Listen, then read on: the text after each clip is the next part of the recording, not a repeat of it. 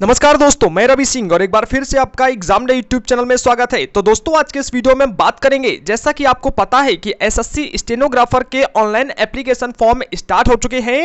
तो कैसे आपको ग्रुप सी ग्रुप डी में फॉर्म को अप्लाई करना है, स्टेप बाय स्टेप सारी जानकारी आज के इस वीडियो में आपको मिलेगी। इसके साथ में एसएससी का यहाँ पर सख्त आदेश जारी हुआ है, तो अगर आपने अभी तक एसएससी स्टेनोग्राफर का फॉर्म अप्लाई नहीं किया है तो अप्लाई करने से पहले एक बार इस वीडियो को कंप्लीट लास्ट तक जरूर देख लीजिए, क्योंकि ऑनलाइन आवेदन करने में अगर आपने कोई भी गलती कर दिया तो आपका फॉर्म डायरेक्ट एसएससी की तरफ से रिजेक्ट कर दिया जाएगा। तो इसलिए वीडियो को कंप्लीट लास्ट तक जरूर देखिए। अगर आपको जानकारी पसंद आए तो वीडियो को लाइक कीजिए, दोस्तों में शेयर कीजिए और चैनल को सब्सक्राइब जरूर कर लीजिए, ताकि ऐसे ही इंपॉर्टेंट जानकारी सबसे पहले आप तक पहुंचती रहे। चलिए आज का वीडियो हम स्टार्ट करते हैं। देखिए, ऑनलाइन आवेदन करने से पहले सबसे पहले तो आप इसके क्राइटेरिया को समझ लीजिएगा। यहां पर जैसा कि आप देख पा रहे हो, इसके ऑनलाइन आवेदन 10 अक्टूबर से स्टार्ट हो चुके हैं। रजिस्ट्रेशन करने की लास्ट तारीख 4 नवंबर दिखाई जा रही है। फीस पेमेंट करने की 6 नवंबर यहां पर लास्ट डेट दिखाई जा रही है। अगर आप ऑफलाइन पेमेंट करना चाहते हो तो 8 नवंबर तक आसानी से आप पेमेंट कर सकते हो। इसका एग्जाम जो है वह 29-31 मार्च 2021 को होने की बात की जा रही है। इसके साथ में यहां पर फीस को समझ लीजिएगा कि जनरल ओबीसी कैंडिडेट को यहां पर सिर्फ 100 रुपए का फीस सबमिट करना होगा। इसके बाद किसी भी कैटेगरी का यहां पर कोई भी फीस नहीं लिया जाएगा। गर्ल्स का यानी कि फीमेल कैंडिडेट का यहां पर कोई भी फीस नहीं लिया जाएगा। पेमेंट आप किसी भी टाइप से कर सकते हो। अगर इसकी एज की बात की जाए तो आपका जो एज होगा वह 1/8/2020 से कैलकुलेट किया जाएगा। मिनिमम एज आपका 18 होना चाहिए। अगर आप स्टेनोग्राफर ग्रेड सी के लिए अप्लाई करोगे तो मैक्सिमम एज आपका 30 साल से ज्यादा नहीं होना चाहिए।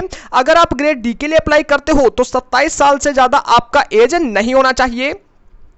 अगर इसकी एलिजिबिलिटी क्राइटेरिया की बात करें तो कैंडिडेट को केवल यहां पर 12th पास होना जरूरी है। इसके बाद यहां पर आपका टाइपिंग्स वगैरह जो होगा वह आपको भी यहां पर मांगा जा रहा है। तो देख लीजिए, अगर आप इस क्राइटेरिया के अंतर्गत आते हो तो ही आप एसएससी स्टेनोग्राफर में फॉर्म को अप्लाई कीजिएगा। देखिए, अब जरा बात करते हैं कि इसमें आपको कैसे फॉर्म अप्लाई करना होगा। तो आपको पता है कि ये एसएससी के थ्रू वैकेंसी निकाली जाती है। तो सबसे पहले तो आपका एसएससी में एक रजिस्ट्रेशन होना जरूरी है। अगर आपका पहले से ही रजिस्ट्रेशन है तो अच्छी बात है। अगर आपका रजिस्ट्रेशन नहीं है तो सबसे पहले इसके रजिस्ट्रेशन प्रोसेस को आपको कंप्लीट करना होगा। इसके लिए क्या करना है कि सबसे पहले तो आपको एसएससी की ऑफिशियल वेबसाइट यानी कि ssc.nic.in पर आना है। यहां पर आने के बाद आपको यहां पर देखने को मिलेगा एक ऑप्शन जिसमें लिखा होगा रजिस्टर नाउ। सिंपली आपको क्या करना है कि इस रजिस्टर नाउ के ऑप्शन पर क्लिक कर देना है। अब जैसे आप क्लिक करोगे तो यहां पर आपको 3 टाइप्स की डिटेल फिल करना होगा: basic details, additional and contact details, इसके बाद फोटो एंड सिग्नेचर डिटेल्स। ठीक है, तो ये तीनों डिटेल्स को आपको स्टेप बाय स्टेप कंप्लीट करना है। एक बात जरा मैं यहां पर आपको कंफर्म करना चाहूंगा कि जब आप यहां पर अपना बेसिक डिटेल फिल करोगे, बेसिक डिटेल के लिए यहां पर आपको पूरा डाटा वगैरह जो आप देख सकते हो नीचे आपका पूरा मांगा जाएगा। मोस्टली यहां पर आपका सबसे ज्यादा यूजफुल यही डिटेल्स रहता है। अब देखिए क्या होता है कि अगर आपने बेसिक डिटेल्स को यहां पर फिल किया और फिल करने के बाद अगर एक बार आपने सेव के बटन पर क्लिक कर दिया तो ध्यान देने वाली बात यह है कि आप अगर एक बार सेव के ऑप्शन पर क्लिक कर देते हो और इसके बाद अगर आपको यह लगता है कि अब आप इसे कट करके बाद में इसे रजिस्ट्रेशन करोगे, अभी आपका मन नहीं है या फिर कोई भी प्रॉब्लम आ गया है या फिर ये जो आप विंडो आपका ओपन होगा ये क्लोज हो गया है, तो ध्यान देने वाली बात है इसके बाद आपको रजिस्ट्रेशन दोबारा करने में बहुत बड़ी प्रॉब्लम होगी।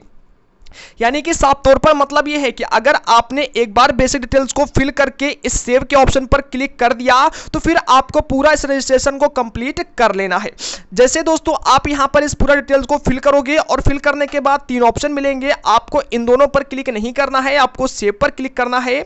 जैसे आप सेव पर क्लिक करोगे तो यहां पर आप सेकंड स्टेप में चले जाओगे। सेकंड स्टेप आपकी है एडिशनल एंड कॉन्टैक्ट डिटेल्स। यहां पर आपको अपना मोबाइल नंबर, ईमेल आईडी वगैरह फिल करना होगा। अब देखिए, मैं आपको एक बात बता दूं कि जब आप यहां पर मोबाइल नंबर और ईमेल आईडी अपना दोगे, वह ईमेल आईडी और मोबाइल नंबर आपका बिल्कुल चालू होना चाहिए, क्योंकि जब आपका यहां पर फाइनल स्टेप कंप्लीट होगा तो इसके बाद आपके मोबाइल नंबर और ईमेल आईडी पर एक ओटीपी जाएगा, जिस ओटीपी को यहां पर आपको फिल करना होगा। अगर आप गलत अपना ईमेल आईडी या फिर फोन नंबर दोगे तो फिर आपको ओटीपी प्राप्त नहीं हो पाएगा और आपका रजिस्ट्रेशन अधूरा रह जाएगा। अब देखिए दोस्तों, क्या है कि जैसे आप यहां पर अपना फोटो डिटेल्स और सिग्नेचर वगैरह को फिल करोगे, हाँ दोस्तों, अब यहां पर जरा एक बात और ध्यान देने वाली है कि यहां पर आपका जो फोटो आप यहां पर सबमिट करोगे उसको लेकर एसएससी की तरफ से एक नया अपडेट भी दिया गया है कि आपका जो फोटो है उसके ऊपर डेट भी होना चाहिए फोटो खींचने का।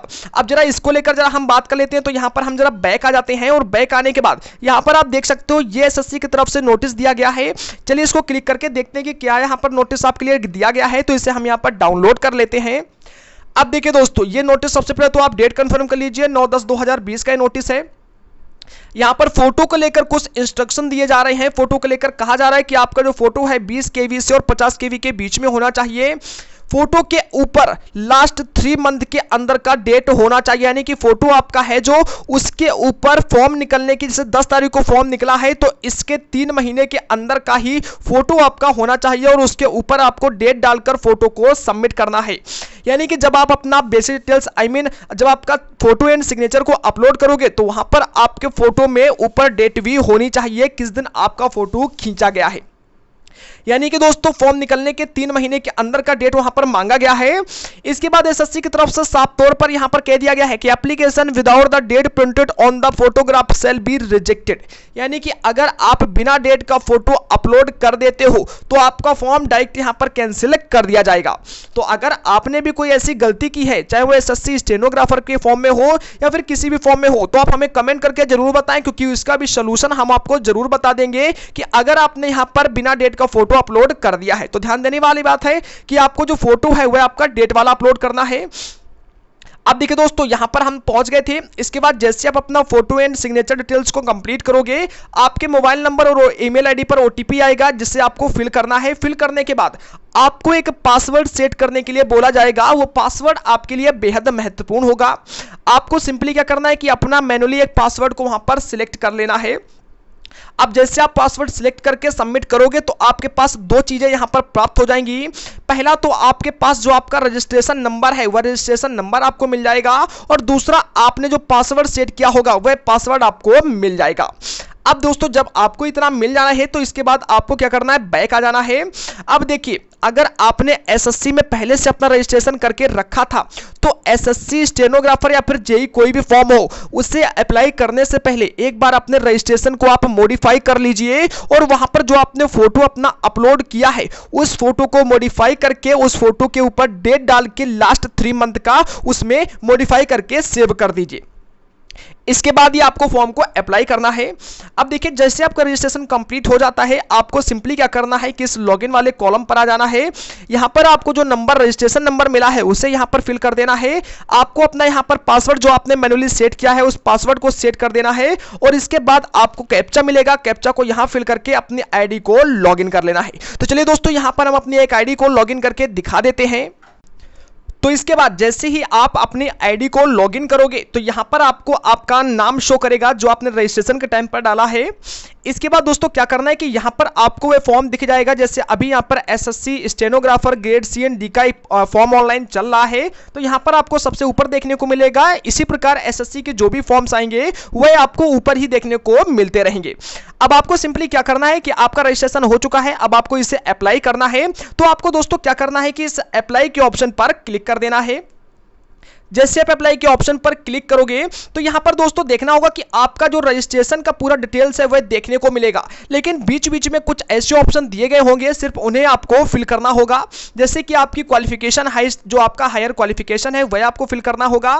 इसके अलावा आपको 3 एग्जाम सेंटर को चूज करना होगा। केयरफुल तरीके से आप अपने 3 एग्जाम सेंटर को चूज कीजिए जिनमें से किसी एक में आपको एग्जाम देने का मौका मिलेगा। तो जैसे दोस्तों आप इसे कंप्लीट कर लो। कंप्लीट करने के बाद सिंपली आपको क्या करना है, इसमें नीचे आ जाना है।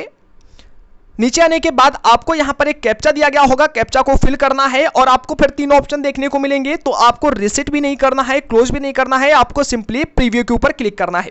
प्रीव्यू के ऊपर क्लिक जैसे आप करोगे तो आपका पूरा फॉर्म बनके आ जाएगा कि कैसा कैसा डिटेल्स आपने फिल किया है। अगर आपका बिल्कुल सही है तो आपको सिंपली नीचे जो सबमिट का ऑप्शन मिलेगा ऐसे ही बस सबमिट ऑप्शन के ऊपर आपको क्लिक कर देना है और अपने फॉर्म को सबमिट कर देना है। ध्यान देने वाली बात है कि जब आप प्रीव्यू पर क्लिक करोगे तो वहां पर आपको बोला जाएगा कि अगर आपको केयरफुल तरीके से फॉर्म को एक बार चेक कर लेना है, अगर कोई आपने गलती की है तो उसे बैक आकर आप दोबारा से चेंज कर सकते हो और सही कर सकते हो। लेकिन अगर आपने सबको सही कर दिया है और आपने एक बार सबमिट कर दिया तो फिर आप इसे मॉडिफाई नहीं कर पाओगे। तो इस प्रकार दोस्तों आप इसे अपने फॉर्म को आसानी से अप्लाई कर सकते हो। अब जैसे ही आपका फॉर्म सबमिट होगा उसके बाद आपको फीस के लिए बोला जाएगा। अगर आपका फीस यहां पर लगेगा 100 रुपए, यदि आप जर्नल या फिर ओबीसी कैटेगरी में आते हो तो आपको 100 रुपए का फीस लगेगा। जैसे ही आप फॉर्म को सबमिट करोगे तो आपको फीस का ऑप्शन देगा। अगर आपको लगता है कि आपको तुरंत फीस जमा नहीं करना है, बाद में फीस जमा करना है, तो आप उसे क्लोज कर सकते हो, क्योंकि फीस आप कभी भी जमा कर सकते हो। इसमें लास्ट डेट से पहले ही आपको फीस को जमा करना होगा। अब अगर आपने वहां पर उस विंडो को क्लोज कर दिया, यानी कि पेज को क्लोज कर दिया, फीस आपने जमा नहीं किया अभी, उसके बाद आपको दोबारा क्या करना है कि वापस आ जाना है या फिर अपनी आईडी को लॉगिन कर लेना है। यहां पर आने के बाद जब आप अप्लाई पर क्लिक करोगे तो वहां पर आपको दिखाएगा ऑलरेडी अप्लाइड। आपका सिंपली दोस्तों यहां पर जो प्रिंट होगा, प्रिंट भी आपका नहीं निकल पाएगा। आपको सिंपली क्या करना है, अपने पेमेंट पर जाना है, क्योंकि अब आपको पेमेंट करना होगा। पेमेंट करने के बाद ही आपका जो फीस होगा वह सबमिट हो पाएगा। आप जैसे यहां पर पेमेंट के ऊपर क्लिक करोगे तो आपको पेमेंट का ऑप्शन आ जाएगा। सिंपली आप जैसे ही अपनी पेमेंट पर क्लिक करोगे, पेमेंट कंप्लीट करने के बाद आपको क्या करना है कि आपको 3 या 4 दिन का इंतजार करना है, क्योंकि जब आप यहां पर ऑनलाइन पेमेंट करोगे तो आपका तुरंत पेमेंट जो होगा वह यहां पर सबमिट नहीं होगा। इसके लिए आपको कम से कम 3 या 4 दिन आसानी से लग जाएंगे। अगर इसके बाद जैसे ही आप यहां पर अपने पेमेंट को सबमिट कर दो, सक्सेसफुल आपका पेमेंट हो जाए, आपको सिंपली क्या करना है कि अपने जो यहां पर आपका पेमेंट स्टेटस है इसे ध्यानपूर्वक चेक करते रहना है। हो सकता है कि अभी यहां पर आपका पेमेंट अनसक्सेसफुल दिखाएगा, लेकिन 3-4 दिन के बाद आपका पेमेंट सक्सेसफुल हो जाएगा।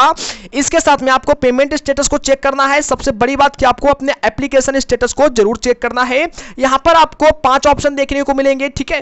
पहले जो 3 ऑप्शन होंगे, यहां पर आपका प्रीवियसली एक्सेप्टेड दिखाएगा, ये आपको कोई भी इसमें लेना देना नहीं है। जो चौथा ऑप्शन होगा, यहां पर आपको दिखाएगा आपका पेमेंट के रिगार्डिंग। तो अगर आपका पेमेंट एक्सेप्ट हो जाएगा तो यहां पर आपका पेमेंट जो है वह सक्सेसफुल दिखाएगा, अदरवाइज आपका पेमेंट सक्सेसफुल नहीं दिखाएगा।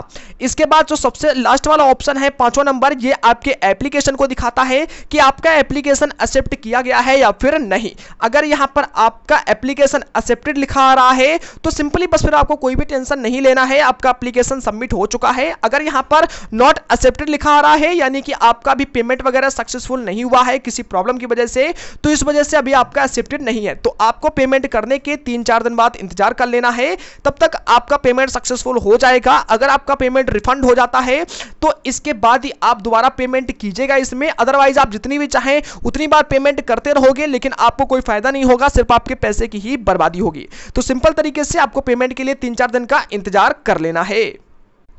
तो दोस्तों ये थी आज की कंप्लीट जानकारी। अगर आपको किसी भी प्रकार से कोई भी समस्या आ रही है तो आप हमें कमेंट करके जरूर बनाएं, उसका भी सॉल्यूशन हमारी तरफ से आपको जरूर मिलेगा।